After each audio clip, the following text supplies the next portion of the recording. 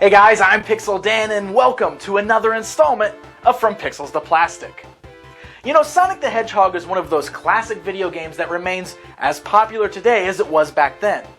In fact, even though I've already covered Sonic the Hedgehog toys on this show before, it's still one of my most requested episodes.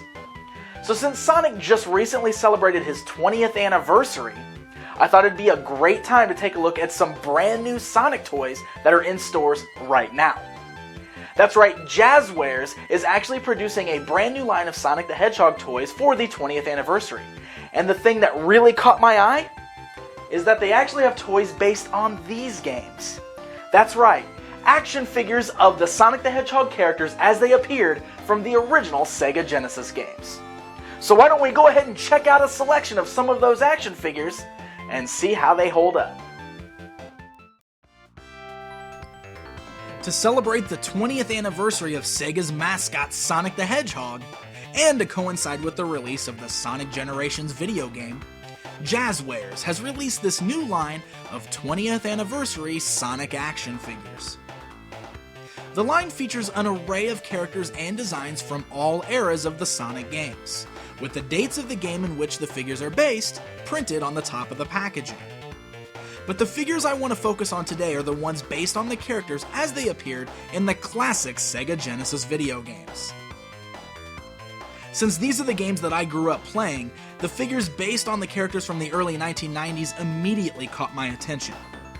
There are several types of figure packs available, so we're going to take a look at 3 types today: the single carded figures, the comic 2-packs, and the 3-packs.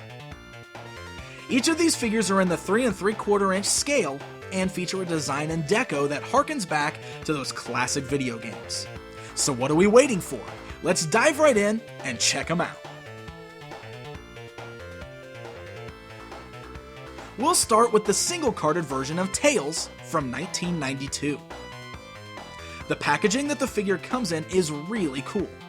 It features a retro-feeling black checkered pattern, and directly behind the figure on the card back is a cool 16-bit screenshot right out of the video game.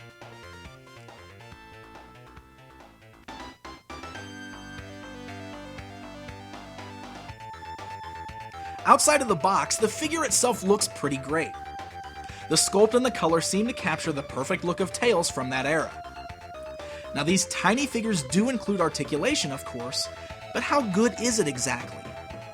Well, Tails here features points of articulation at the head, allowing for side-to-side movement. There's ball-cut joints at the shoulders and wrist swivels. There's a twist at the waist which, while allowing for his body to turn, I must admit looks a bit strange, and personally I am not a fan of this particular cut. The legs are just like the arms, featuring ball cuts at the upper parts of the legs, with swivels at the feet. And then of course, since this is Tails, his tails can spin. Now that articulation is decent, but because of the design of the figure with those smaller limbs and the larger head, there's really not a lot of poses you can get out of him, despite having all of those cuts.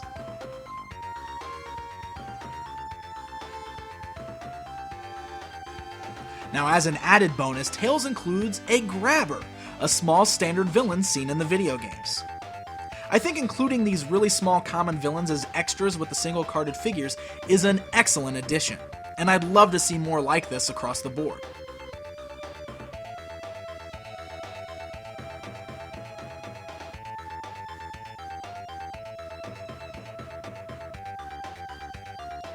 Next up, let's take a look at the comic 2-pack featuring Sonic the Hedgehog and Amy. Now, this pack is just one of many ways you can grab this classic style of Sonic the Hedgehog. But this is definitely my preferred design for the character, featuring the larger head, the round body, and the short, squat legs.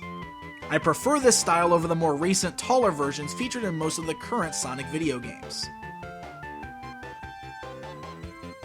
Sonic's articulation is just like that of Tails.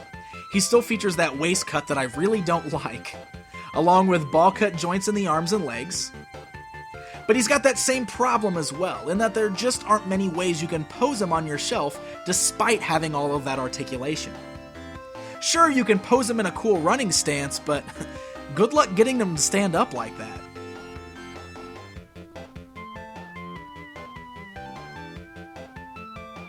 Now Amy is another terrific looking action figure, but her articulation is much less than both Sonic and Tails due to the design of her outfit. Her arms have shoulder joints, but really can't get out of that arms out to her side pose that you see here. Her wrists and feet both swivel, but there is not any actual leg articulation due to the skirt. But even though she has less articulation than the others, the same standard remains. There just aren't really many ways you can pose her.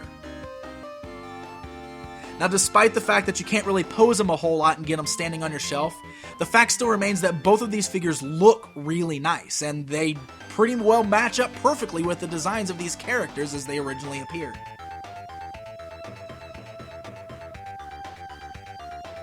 As a bonus, this pack includes an issue of the Archie Sonic the Hedgehog comic, which is actually a really popular comic series.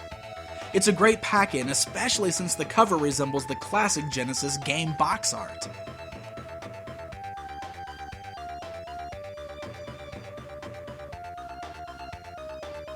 Alright, lastly, let's take a look at this 3-pack featuring Dr. Robotnik. Dr. Eggman. This set here is a Toys R Us exclusive and features a figure of Eggman as he appeared in 1994.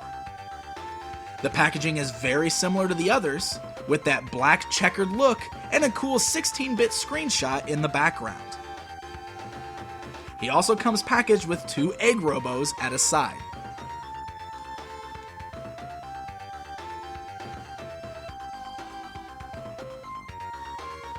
Now, just like the other figures, Robotnik here looks awesome, and this is my preferred depiction of the character.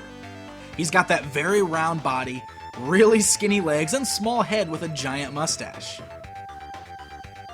Now, while he looks cool and does a pretty good job of resembling the character from 1994, his articulation is the worst of the bunch so far. On top of that, his design just really does not lend itself well to a very balanced action figure. I'll explain. His head does not turn. His arms have elbow and shoulder joints but still don't pose very well. His wrists can swivel, but mine are very stuck and actually feel as though they're going to snap right off if I try to move them too much. So I'd be real careful with that. His legs have joints at the upper thighs, but they're very unbalanced. Because of his very heavy round body and those skinny little legs, it's hard to find a good way to keep him standing. He's always going to be leaning forward, and most of the time he just ends up toppling right over.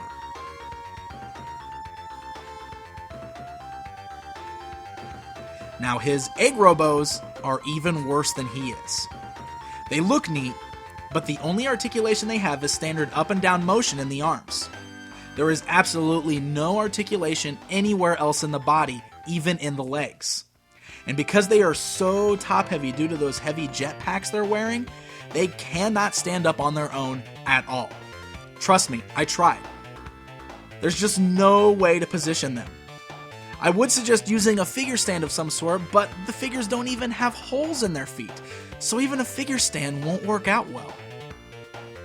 To make matters even worse, they come with these really cool guns that they can't even hold.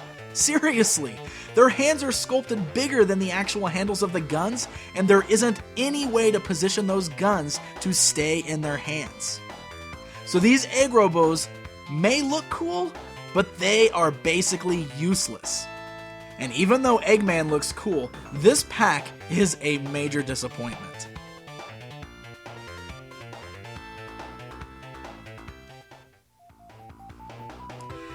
Now, at the end of the day, Jazwares has made some pretty cool looking Sonic figures.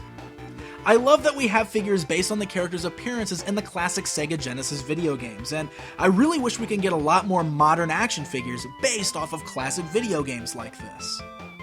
But the big problem is that looking cool is about all they're good for. The articulation is mostly useless, and they definitely have their flaws, especially in the ability to stand and be displayed. If you're a big Sonic fan and collector, then I would still recommend picking these up and probably adding them to your collection because they've got really cool designs, and I think the concept here is a really good one.